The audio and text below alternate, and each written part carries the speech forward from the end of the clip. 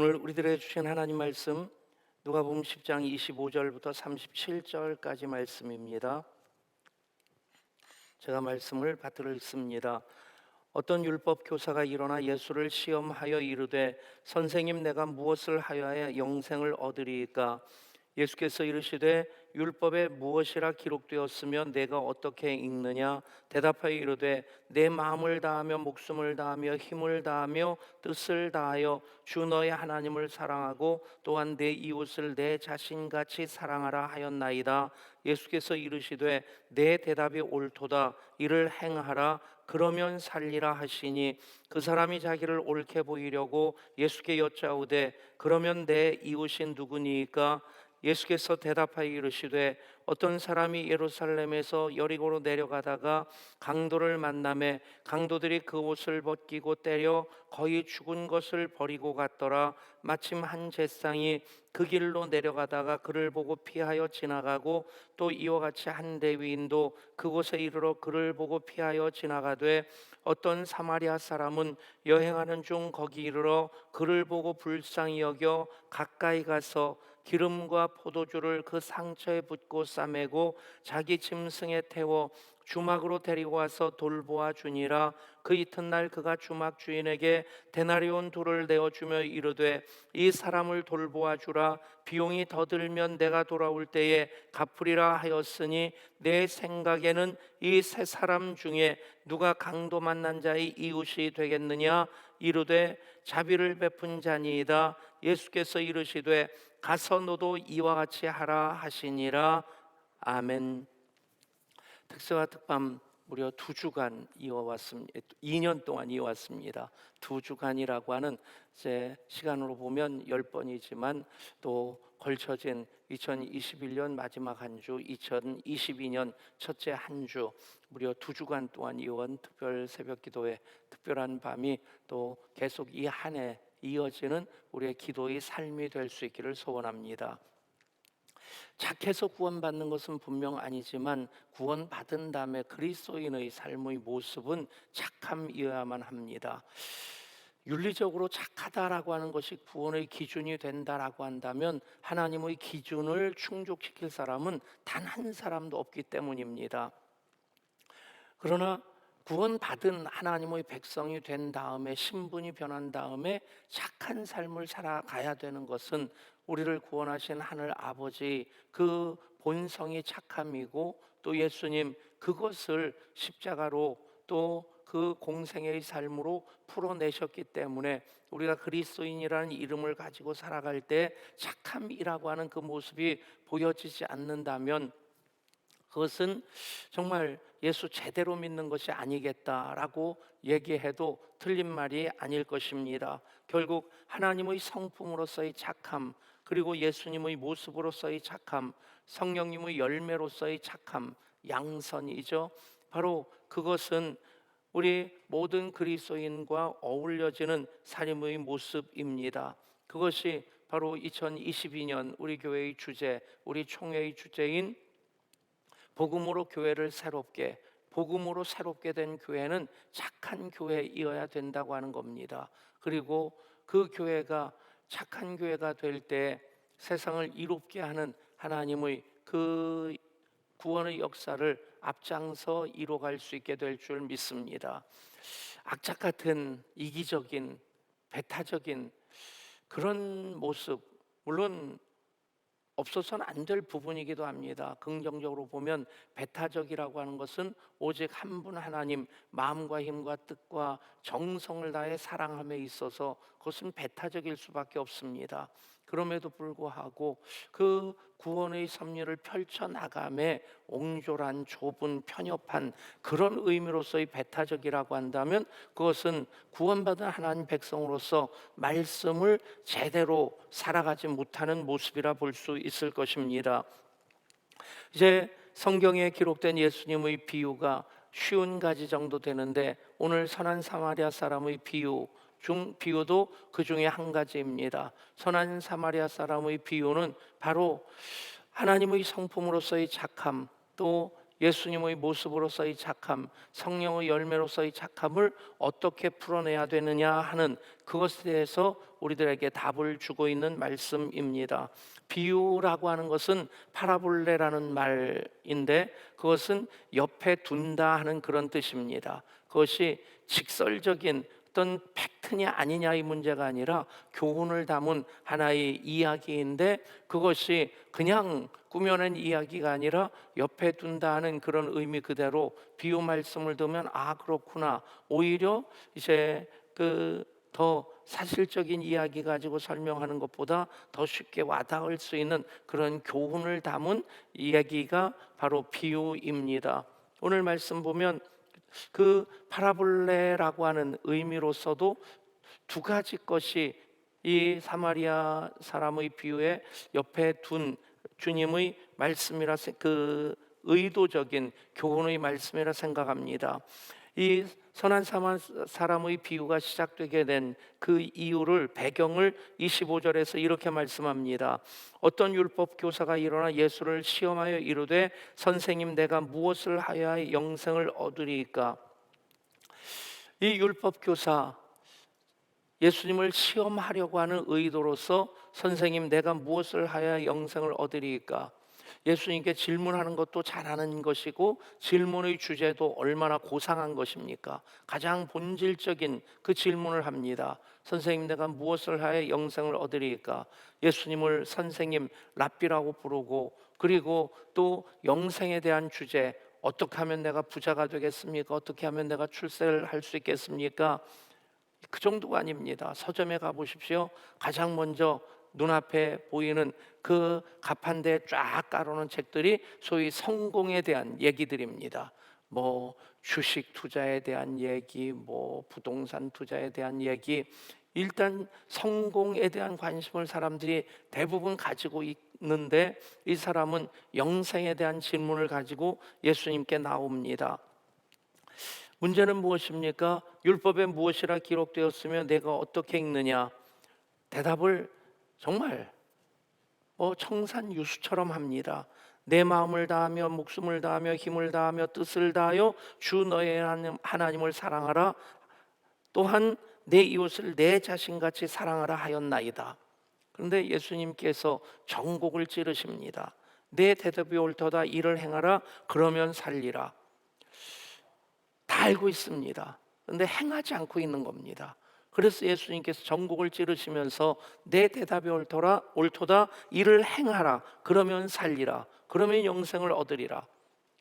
그런데 이 사람이 또 질문을 합니다. 이 사람이 자기를 옳게 보이려고 예수께 여짜오되 그러면 내 이웃이 누구니까? 이 사람이 잘한 것 하나 있습니다. 거기서 자기 자신 전곡을 찌르시니까 그러면 가슴을 치면서 자기가 깨닫고 그래서 이를 행하라. 그리하면 내가 살리라. 내 대답이 옳도다. 이를 행하라. 그리하면 내가 살리라. 그렇게 돌아갔으면 선한 사마리아 사람 비유는 성경에 안 나왔을 수도 있을 겁니다. 그 선한 사마리아 사람의 비유를 듣게 만든 그것은 잘한 일이지만 꼭 이 사람 보면 참기름통에 빠졌다 나온 반질반질하면서 다 알면서도 그렇게 안 사는 사람들 보면 좀 얄미울 때가 있어요. 그래도 하나님 역사하십니다. 언젠가는 하나님 역사하셔서 그를 결코 포기하지 아니하시는 하나님이시기 때문에 반드시 그를 돌이켜 놓으실 줄 믿습니다. 다 알면서도 그러면서도 이렇게 싱글싱글 웃으면서도 행치 않으면 좀 얄밉지 않습니까? 꼭 그런 모습입니다. 그래서 예수님께서 선한 사마리아 사람 비유를 말씀하십니다. 우리가 너무 잘 알고 있는 이야기입니다. 그런데 그 비유 마지막에 예수님께서 또 이 사람에게 물으십니다. 내 생각에는 이 세 사람 중에 누가 강도 만난 자의 이웃이 되겠느냐? 또 대답을 잘합니다. 자비를 베푼 자니이다. 예수께서 이르시되 가서 너도 이와 같이 하라. 가서 너도 이와 같이 하라. 오늘 말씀에서 앞뒤의 핵심이 무엇입니까? 행하는 것입니다. 내 대답이 옳도다. 이를 행하라. 그러면 살리라.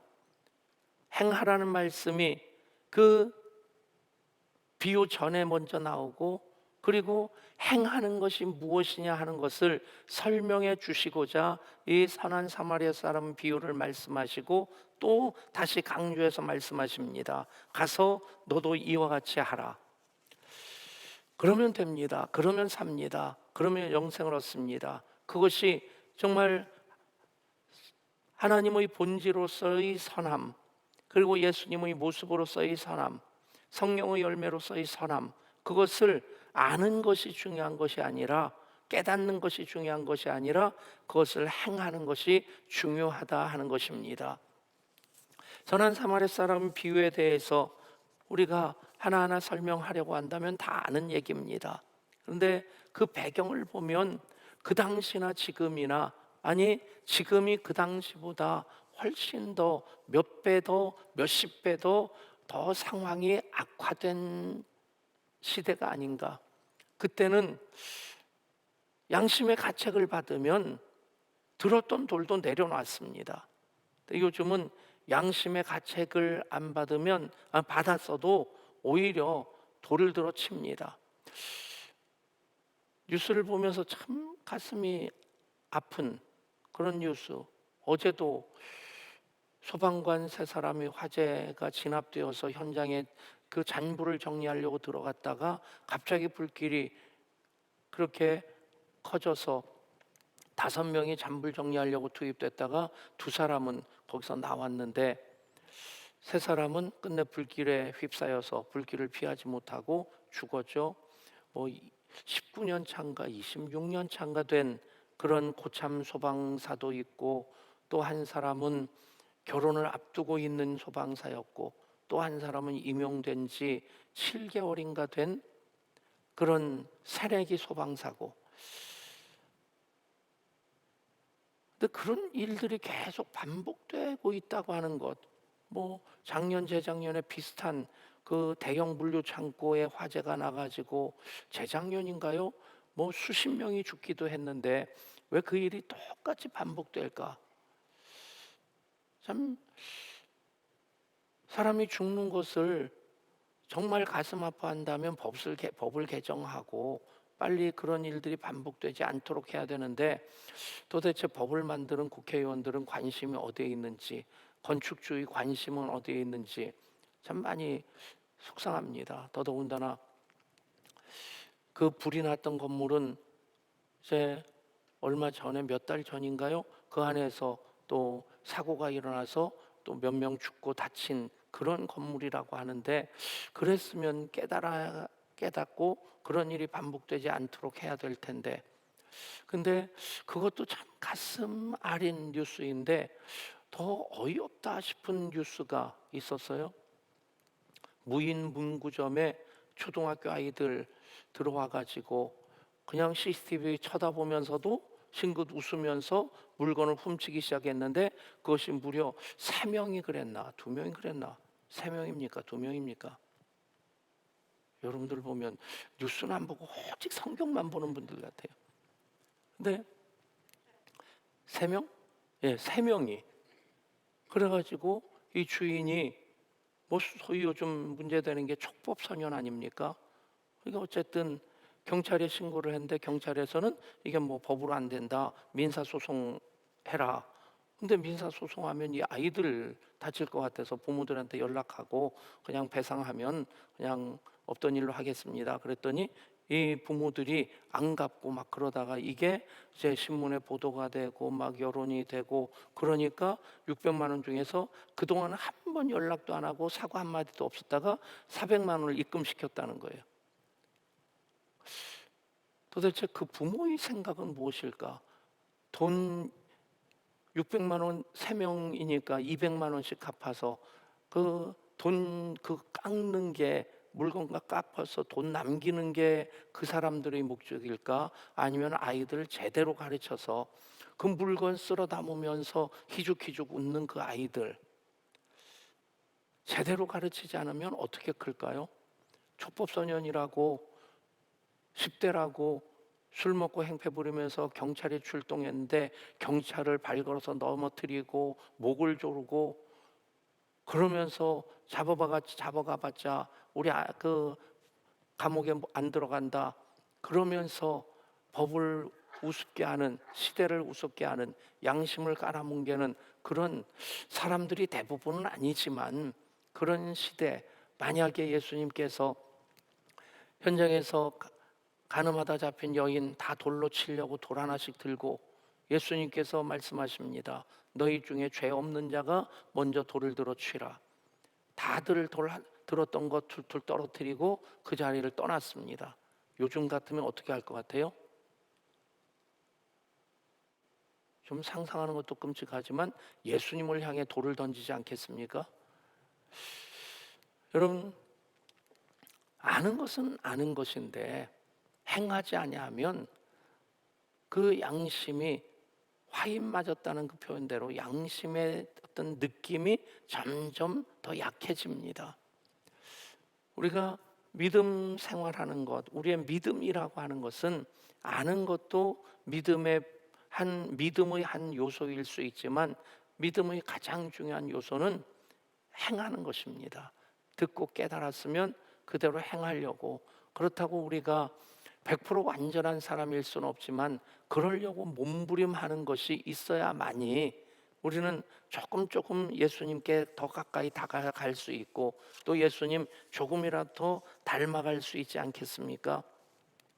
너무 유명한 얘기입니다만, 뉴욕에서 오래전에 128명의 사건이라고 이름이 붙여진 그런 일이 있었습니다.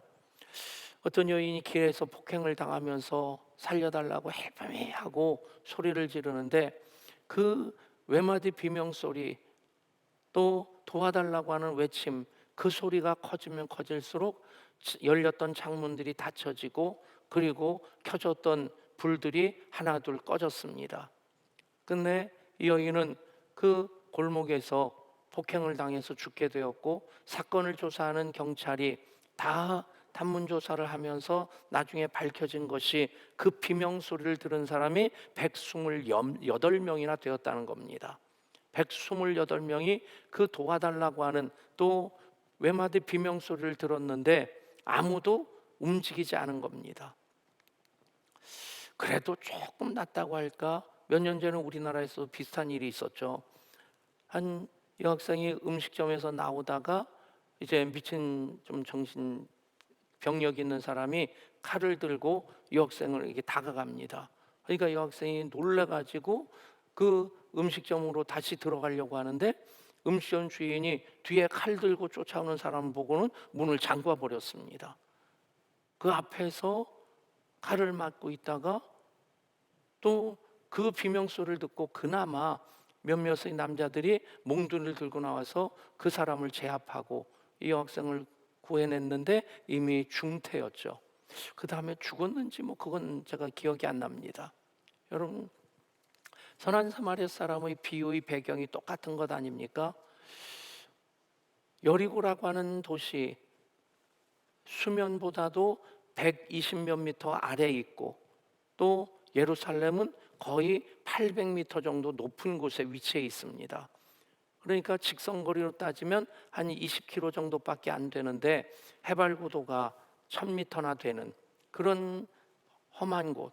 그러니까 예수님께서 이 비유의 말씀을 하시면서 어떤 사람이 예루살렘에서 여리고로 내려가다가 그 얘기를 들으면서 그 정도만 나와도 거기 강도 많이 나오는 데인데 누구누구도 강도 만났다는데 하는 얘기를 딱 떠올릴 수 있을 겁니다. 그러다가 내려가다가 강도를 만남에, 그러면 아이쿠 일이 벌어졌구나.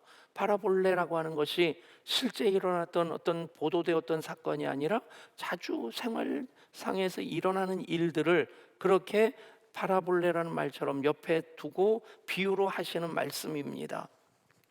그런 참 아슬아슬한 상황이 예루살렘에서 여리고로 내려가는 때만 있는 것 아니란 얘기입니다. 오늘도 우리가 하루하루를 살아가는 것이 코로나19만이 아니더라도 참 아슬아슬한 세상입니다. 그냥 하루 동안 일어난 일들 다 우리가 접하면서 그 소식을 들으면서 산다면 아마 좀 이렇게 정신적으로 문제가 있지 않을까. 하루에 교통사고 나는 것도, 교통사고로 죽는 사람들이 하루에 20 몇 명 되고, 사실 이 코로나19로 죽는 사람들보다 교통사고로 죽는 사람이 훨씬 더 많습니다. 그리고 또 자살해서 죽는 사람이 교통사고로 죽는 사람보다 더 많습니다. 그 중에서 보도되는 것은 그냥 수십 분의 1에 불과할 뿐입니다. 여러분, 그런 일들을 계속 우리가 접한다고 생각해 보세요. 세상 참 험하다.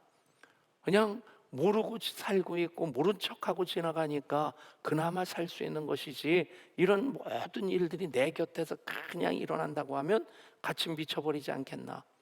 예루살렘에서 여리고로 내려가는 그 사람만 강도를 만난 것이 아니라, 우리가 살아가는 이 세상이 언제 어디서 어떤 일을 만날지 모르는, 강도 만날 수 있는 그런 상황 속에서 살아가는 그런 삶이란 얘기입니다. 그런데 그런 가운데서 제사장과 레위인은 자기 혼자 살려고 급급한 사람들이고, 여기 나오는 사마리아 사람은 그 일을 자기 일로 끌어안고 그 일을 위해서 그 강도 만난 사람에게 물과 기름과 포도주를 그 상처에 부어주고, 그리고 자기 짐승에 태워서 주막으로 데리고 와서 돌보아 줍니다. 그리고 그 이튿날 그 주막 주인에게 데나리온 2를 내어주면서 이 사람을 돌보아 주라, 비용이 더 들면 내가 돌아올 때에 갚으리라. 근데 이렇게 행했다라고 하는 것도 참 중요한 겁니다. 가까이 다가섭니다. 그리고 기름과 포도주를 그 상처에 부어줍니다. 싸매줍니다. 자기 짐승에 태워서, 즉 자기가 타고 가던 나귀, 자기는 데리고 그 사람을 태워서 주막에 데리고 가고, 그리고 돌보아주고 데나리온 2를 더 내어주면서 계속 치료해 줄 것을 부탁을 합니다. 하나하나 참 잘한 일입니다. 그런데 이 모든 일을 가능케 한 것이 무엇이냐면 바로 전에 나오는 이 말씀입니다. 어떤 사마리아 사람은 여행하는 중 거기 이르러 그를 보고 불쌍히 여겨. 이 불쌍히 여겼다라고 하는 말, 그것이 바로 그 감정적으로 완전히 동화되었다는 것입니다. 이 불쌍히 여겼다는 그 단어가 스클랑크니 조마이라고 하는 그런 단어입니다. 예수님께서 사람들을 불쌍히 여기셨다, 긍휼히 여기셨다 할 때 쓰여지는 그 단어입니다. 근데 이 의미가 무엇이냐면 이 내장이 뒤틀린다는 그런 의미를 가지고 있습니다. 여러분, 단장의 아픔이라는 말 있지 않습니까? 이 단장, 장이 끊어졌다는 얘기입니다. 그 말이 나오게 된 배경이 뭐 중국 사람들은 좀 워낙 뻥을 치니까 좀 그냥 가감해서 들어야 되겠지만, 어쨌든 그 양쯔강에서 장강이라고 불려지는 그 강을 이제 오가면서 장사를 하던 상인들이 이제 물건을 싣고 떠나면서 마침 강가에 새끼 원숭이가 있는 것을 보고 그냥 장난 삼아서 새끼 원숭이를 잡아서 배에 태웠습니다. 그리고는 배를 띄웠는데 갑자기 숲속에서 어미 원숭이 한 마리가 튀어나와서 이 계속 거슬러 올라가는 배를 따라서 캬캬하는 그 외마디 비명과 함께 따라 올라오더라는 거죠. 그러려니 했는데 갑자기 어미 원숭이가 그냥 꼬꾸러져서 미동도 하지 아니하고 죽어버렸다는 겁니다. 그때 좀 가슴이 아파서 새끼를 쫓아오다 죽은 그 원숭이를 묻어주고 가야 되겠다, 다시 배를 대고 묻어주려고 하다가 도대체 이 원숭이가 왜 갑자기 죽었을까? 그래서 배를 갈라보니까 장이 토막토막 끊어졌다. 그래서 나온 말이 단장의 아픔입니다. 여러분, 이 되게 어렵네요. 스플랑크니 조마이, 이 말이 바로 그런 의미입니다. 그냥 보면서 혀를 끌끌 차는 그 정도가 아니라 내 내장이 뒤틀리는 것처럼, 내장이 끊기는 것처럼 그런 아픈 마음으로 그 사람을 불쌍히 여기는 것입니다.